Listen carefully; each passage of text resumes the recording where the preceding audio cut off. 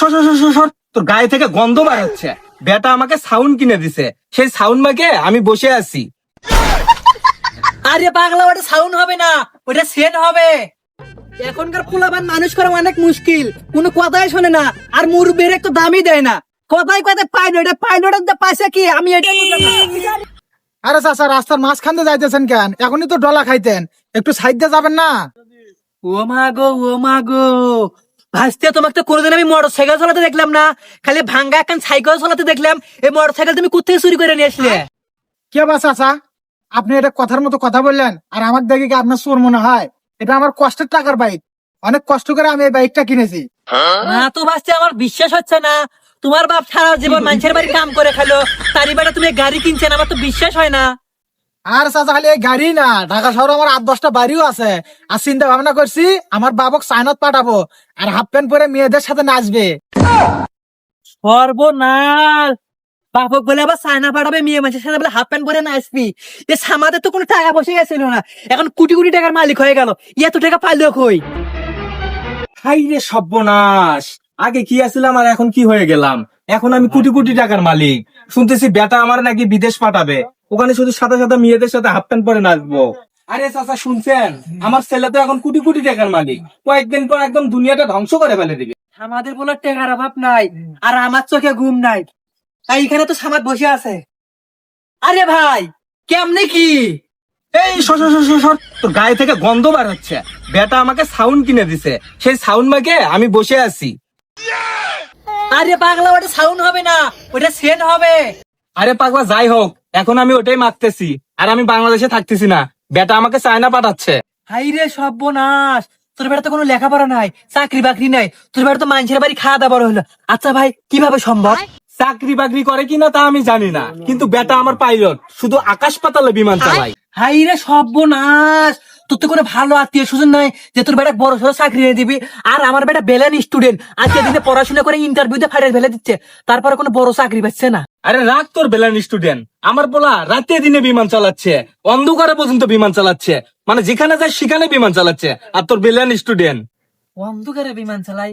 কি রে সামাদ, তোর বলা তুই কি খায় বড় করছিস, আমার একটু না কত?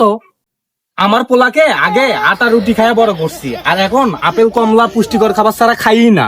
আমার রোহিঙ্গারে আপেল কমলা লেবু কত পুষ্টিকর খাবার খাওয়ালাম, ইনকে মোটা মোটা কলা মুখের ভিতরে ধাকায় ধাকায় খাওয়ালাম, তারপর তো আমার পোলা কোনো কিছু পাইলো না। আমার পোলারে নিয়ে অনেক টেনশনে আছি, খালি আমার পোলারে না, এই বিমানে 400-500 জন লোক আছে, তাদেরকে নিয়ে অনেক টেনশনে আছি, কোন দিন যে বিমানটা বাস্ট হয়ে যায়। না রে, তোর পোলা ড্রাইভার ভালো আছে, ওই তো অন্ধকারে বিমান চালায়, আর আমার রোহিঙ্গারে আমি বাঁচলাম না।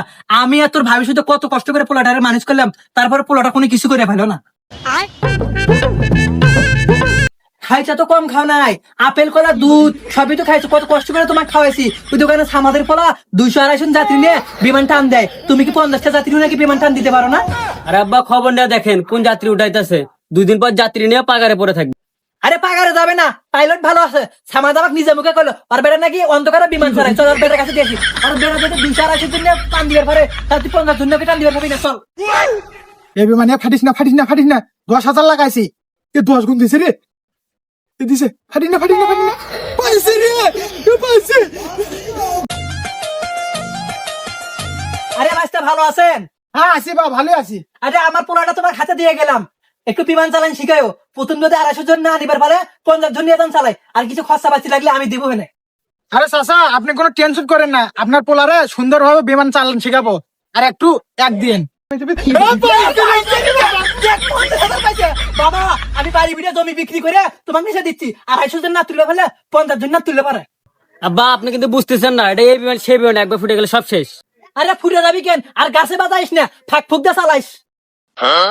তাহলে শোন, এই 3টা ঘর আছে, প্রথমটায় 1 লাখ লাগান যাবে, দ্বিতীয়টায় 50,000, আর তৃতীয়টায় 20,000। এখন কত লাগাবি তুই? লাগায় 1 লাখ। আব্বা বাড়ি ভিড়ে বিক্রি করে নিয়ে আসতেছেন। হাই হারামজাদাটা কি করছে?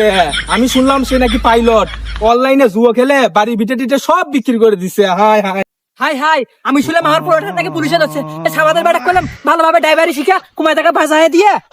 হাই আমার পোলা জুয়া খেলে মাথা ঘুরতেছে আমার। আরে তুই কই যাস? আরে তোর বেটা বলে ড্রাইভার ভালা, অন্ধকারে বলে বিমান চালায়, এখন কোন জায়গায় বাঁচা দিয়ে আমার বেটারে পুলিশে ধরছে। আরে কিসের বিমান চালায়? এটা নাকি অনলাইন জুয়া, এখন আমার বাড়ি ভিটে টিটে সবকিছু বেচে আমাকে বাড়ির থেকে বাড়ি করে দিচ্ছে। হাই হাই তুই না গেলে তোর বেটা বলে পাইলট আমার বেটাকে এই জন্য পুলিশে ধরতেছে